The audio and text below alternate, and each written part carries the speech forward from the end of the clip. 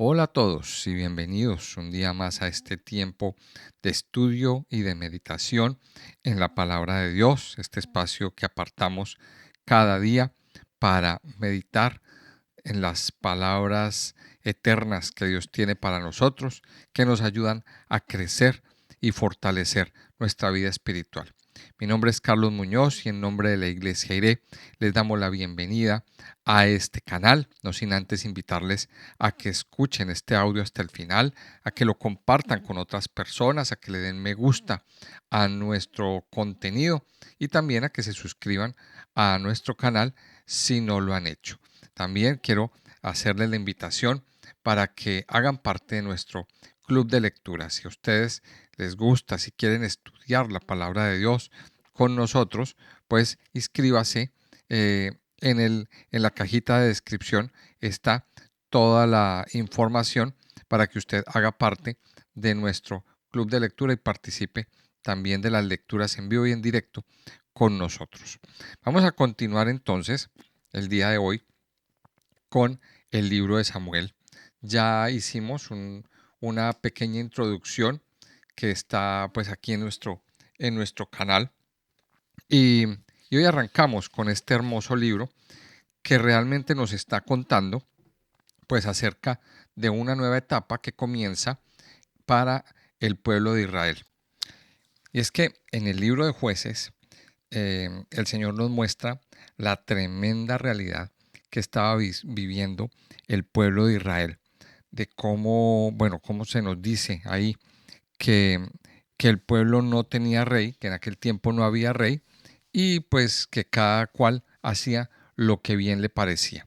Y eso pues ahí vimos también cómo ocasionaba tremendos desórdenes en medio de la sociedad y en medio del pueblo. O sea, había una crisis, una verdadera crisis a nivel espiritual y en todos los niveles, a nivel de autoridad también, a nivel gubernamental. Cada tribu hacía lo que bien le parecía, tomaban sus decisiones y pues bueno, ya vemos ahí cómo estaba la cosa, esa realidad nos la mostró el libro de los jueces. Pero en medio de esta realidad, pues Dios quiere iniciar un nuevo proceso.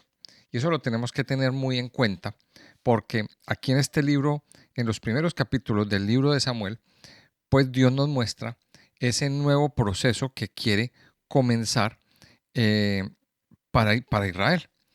Así que eso es lo que nos muestra este capítulo, ese nuevo proceso. Y ese nuevo proceso aparece a través de, del profeta Samuel.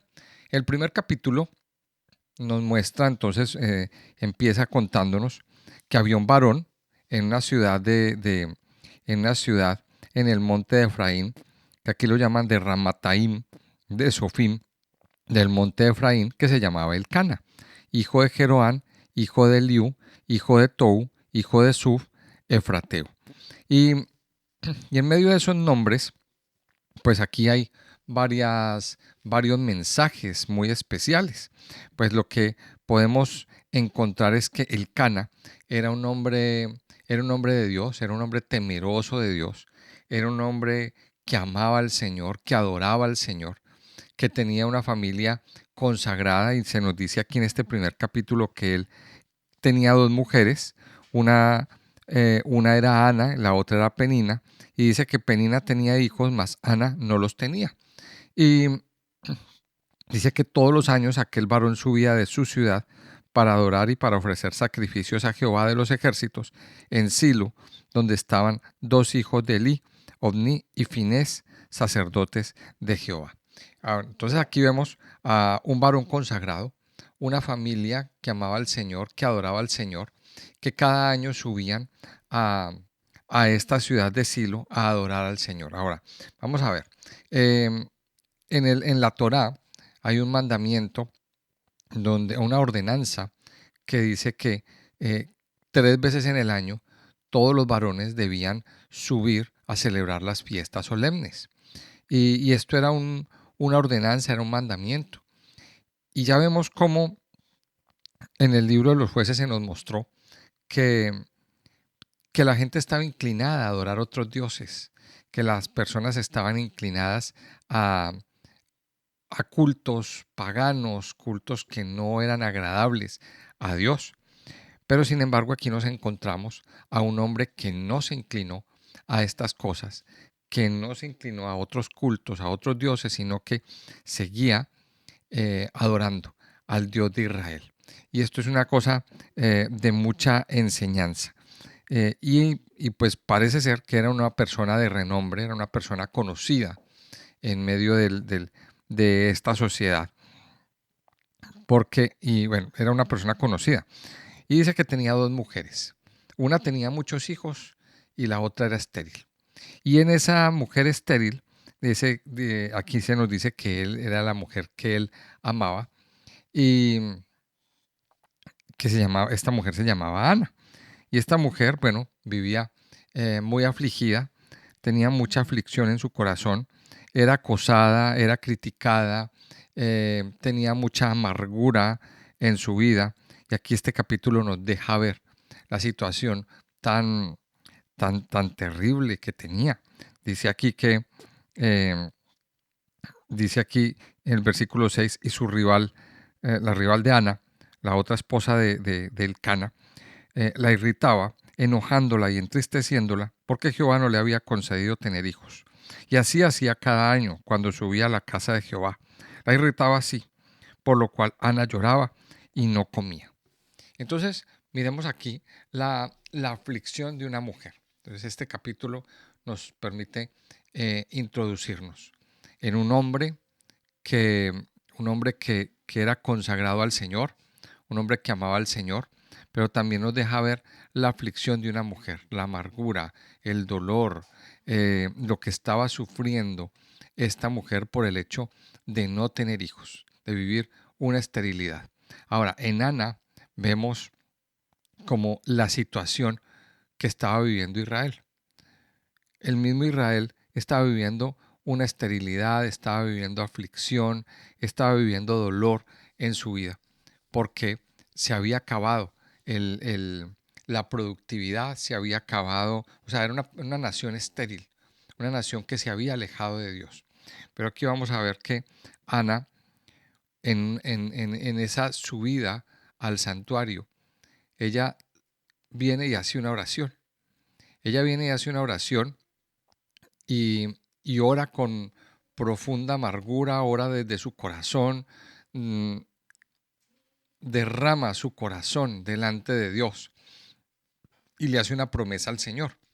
Le promete que si Dios le da un hijo, lo va a dedicar a su servicio de por vida.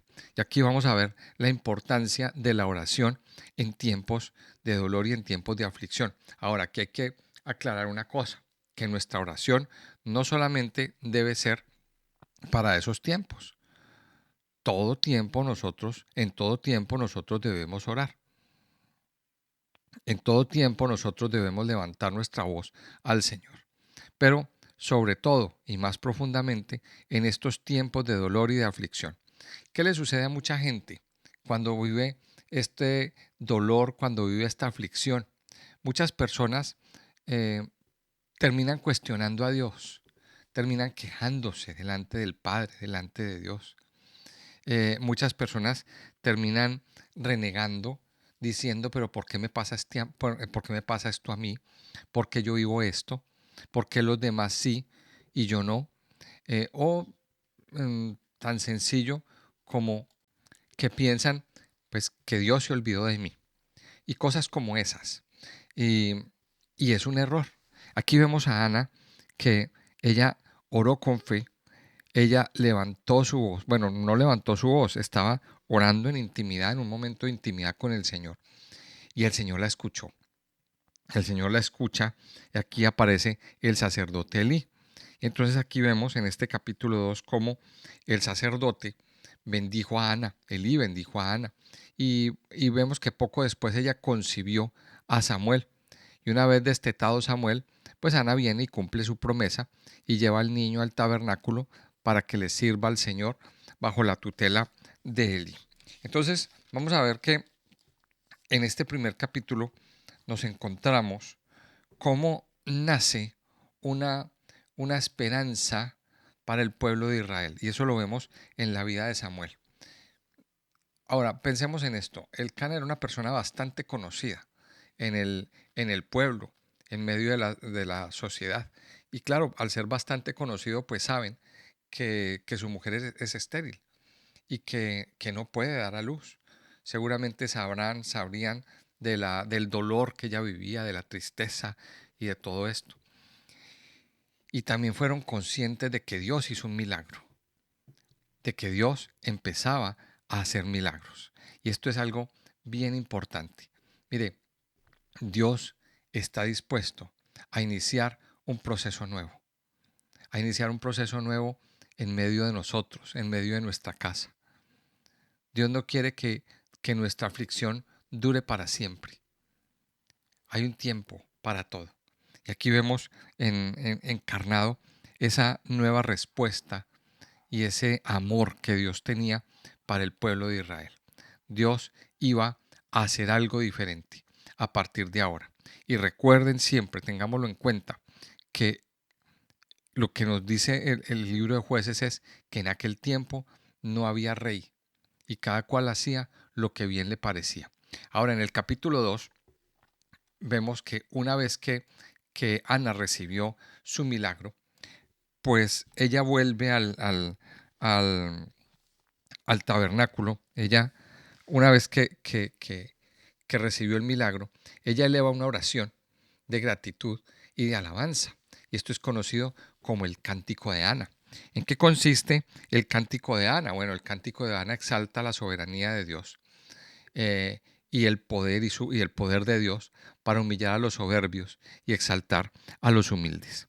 Este cántico es una especie de cántico profético, muy parecido al cántico o a la oración que levantó María cuando, cuando el ángel se le aparece. Recuerden en el Evangelio, cuando María, la madre de Jesús, recibe esta revelación. Es algo muy similar. Y dice, y Ana oró y dijo, mi corazón se regocija en Jehová, mi poder se exalta en Jehová, mi boca se ensanchó sobre mis enemigos, por cuanto me alegré en tu salvación. Miremos que cuando Dios hace milagros, cuando Dios hace estas, estos prodigios en nuestra vida, nosotros lo primero que tenemos que hacer es alabarlo a Él. No podemos quedarnos callados. Y esto es una de las lecciones también más grandes que nosotros podemos aprender aquí de este pasaje, de este capítulo 2. Cómo Dios hizo un milagro tan grande, tan especial, que Ana no se quedó callada. Ana alabó al Señor. Y, y la alabanza es gratitud. La alabanza tiene que ver con acción de gracias. Ahora, la pregunta que yo quiero hacer hoy en, en esta meditación es, ¿por qué razones está usted agradecido? ¿Cuántos milagros le ha hecho a usted el Señor? Mire, si hay algo que nosotros no podemos permitirnos como hijos de Dios, como cristianos, es el desagradecimiento. No podemos permitirnos esa actitud en nuestra vida. Si Dios nos ha dado cosas, ahora empecemos desde el principio, si en medio de la aflicción nos hemos humillado, hemos llorado delante de Dios, le hemos pedido al Señor tantas cosas, tantas necesidades, y Dios ha hecho un milagro, entonces lo que Dios espera es que nosotros le alabemos, que nosotros reconozcamos con nuestra boca, con nuestro corazón, que fue Dios el que lo hizo. Eso es alabar. Y Ana eleva una oración de gratitud y de alabanza muy especial. O sea, Ana vino al Señor para pedir, pero luego vino al Señor para agradecer. Y más adelante vamos a ver que, que vino al Señor para adorarle, para entregar a su hijo, para cumplir con esa promesa. Porque aquí viene otra de las, de las cosas que es bien importante. Y es que Ana hizo un voto. Ana hizo un voto, Ana hizo una promesa. Y Ana tenía que cumplir esa promesa. Porque según la palabra de Dios, lo que prometemos a Dios, tenemos que cumplirlo. Entonces miremos el proceso de Ana en el corazón. Ana oró cuando tenía la necesidad, pero luego vino y elevó una oración de alabanza y de gratitud. Lo que sucede con muchos corazones endurecidos es que cuando tienen la necesidad, dicen, pastor, ore por mí que tengo esta situación, ore por mí que estoy viviendo esta enfermedad, ore por mí que estoy sin trabajo. Pero cuando viene la respuesta, se acabó. No volvimos a ver la persona, desaparecido. Mire, es muy triste esta actitud. Y en este cántico de Ana vemos este ejemplo. Le pedimos a Dios, pero también levantemos levantemos nuestra voz para decir, Señor, gracias, porque esto fue por ti. Ahora, en este cántico también vemos un cántico profético, porque aquí lo que está diciendo Ana, si leemos bien el, el, el, el cántico y el texto, pues nos está dando a entender de que Dios va a hacer algo y Dios va a traer victoria. O sea, es un cántico un poquito extraño, pero si lo miramos bien, nos vamos a dar cuenta de que Ana no está hablando de que ella venció a su enemiga. Ana no está hablando de que ella humilló a la otra que la humillaba o que la estaba molestando. No, ella está hablando de la fuerza de Israel. Ella está hablando del Dios de Israel derrotando a los enemigos.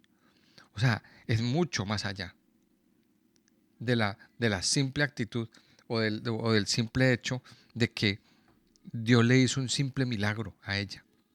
Estamos hablando de que a partir de aquí Dios va a empezar a traer victoria sobre el pueblo de Israel. Y de hecho, dice en el versículo 10, dice, delante de Jehová serán quebrantados sus adversarios, y sobre ellos tronará desde los cielos.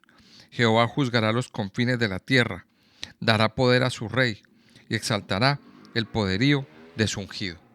O sea, y aquí uno se pregunta, ¿a qué viene esta parte en la oración si Ana era una simple mujer que tenía sus problemas cotidianos?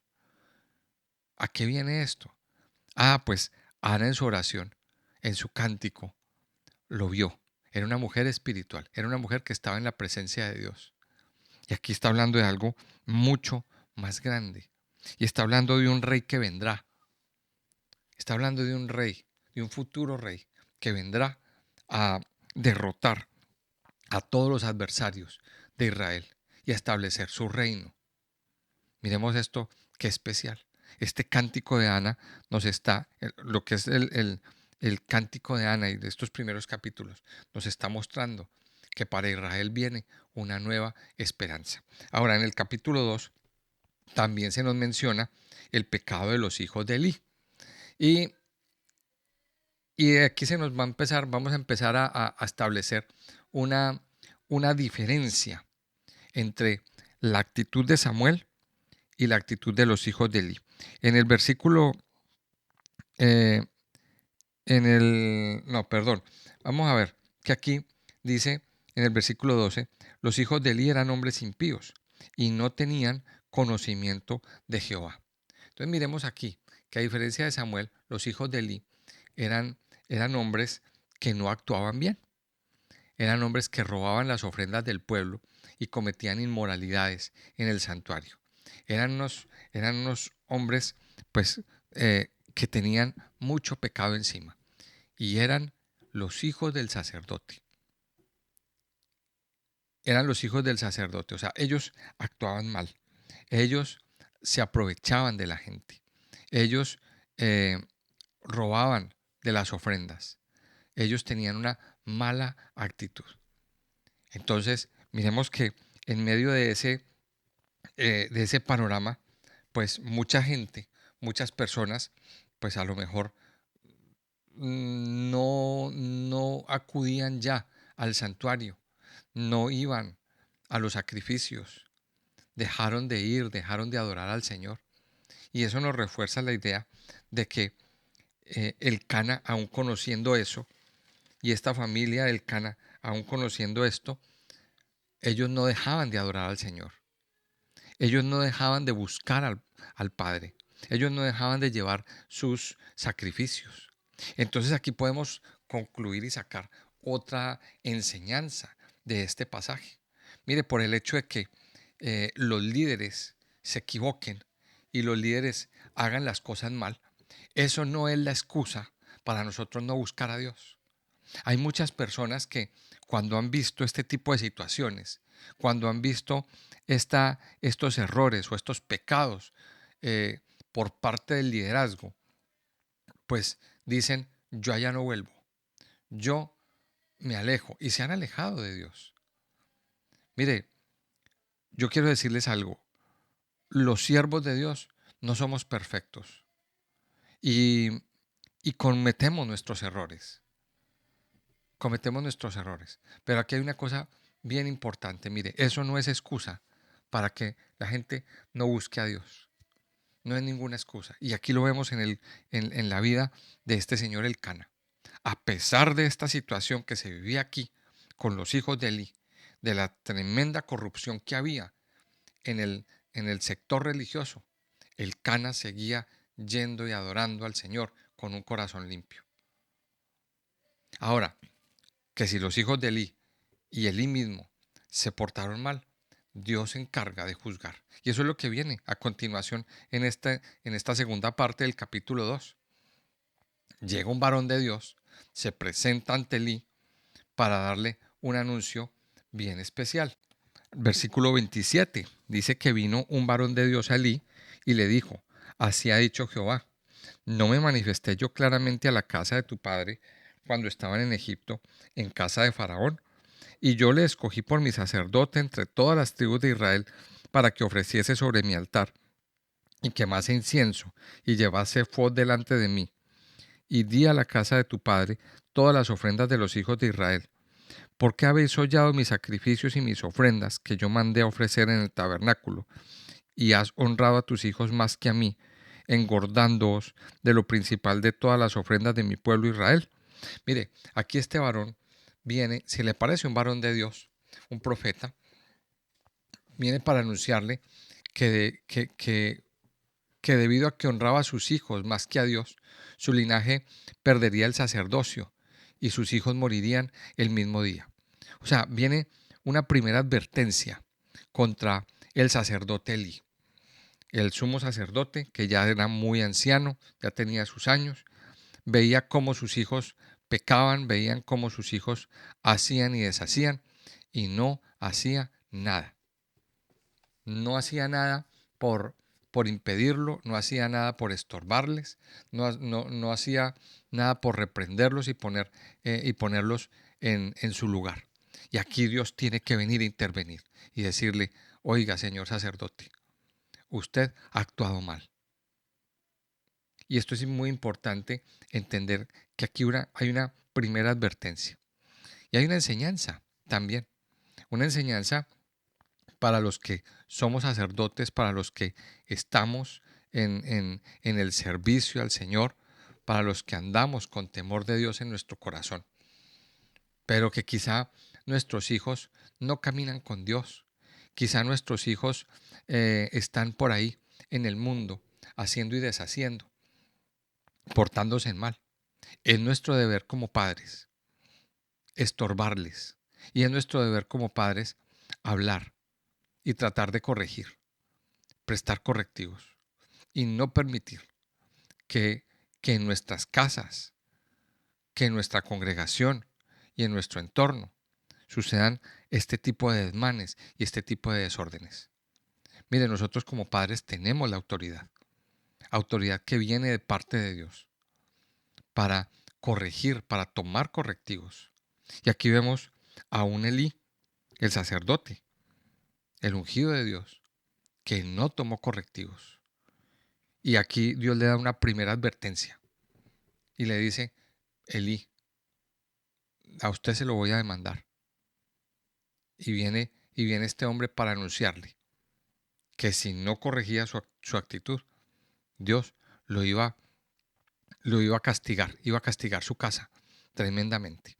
Ahora en el capítulo 3 encontramos, eh, encontramos al joven Samuel.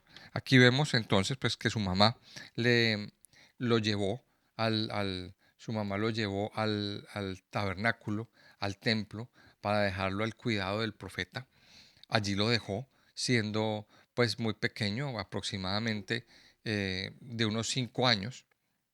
Samuel ya estaba allá, Samuel estaba allí en el tabernáculo, en el santuario. Y dice, el versículo 3 dice, el joven Samuel ministraba a Jehová en presencia de Elí. Y la palabra de Jehová escaseaba en aquellos días. No había visión con frecuencia. Miremos que aquí se nos presenta pues a Samuel, un niño más o menos de unos 10 años aproximadamente. Dice que ministraba, servía al Señor en presencia de Elí. Y dice aquí una terrible realidad. Dice que la palabra de Dios escaseaba en aquellos días y no había visión con frecuencia. Es decir, Dios no volvió a hablar. Dios no volvió a hablar. Ahora, ¿por qué Dios no volvió a hablar? ¿Por qué Dios no volvió a traer visiones? ¿Por qué no hubo más manifestaciones? Por el pecado, por la dureza del corazón. Por todo eso, Dios se queda callado. Pero vamos a ver que aquí vemos que Dios inicia un proceso. Entonces, aquí en este pasaje se nos dice en el capítulo 3 que una noche, mientras el joven Samuel dormía, Dios lo llama por su nombre 3 veces. Samuel piensa que era Elí el que lo llamaba, hasta que el anciano comprende que era el Señor y le dice, cuando vuelva a escuchar la voz, entonces usted va a responder, habla Jehová, porque tu siervo oye. Habla Jehová, porque tu siervo oye.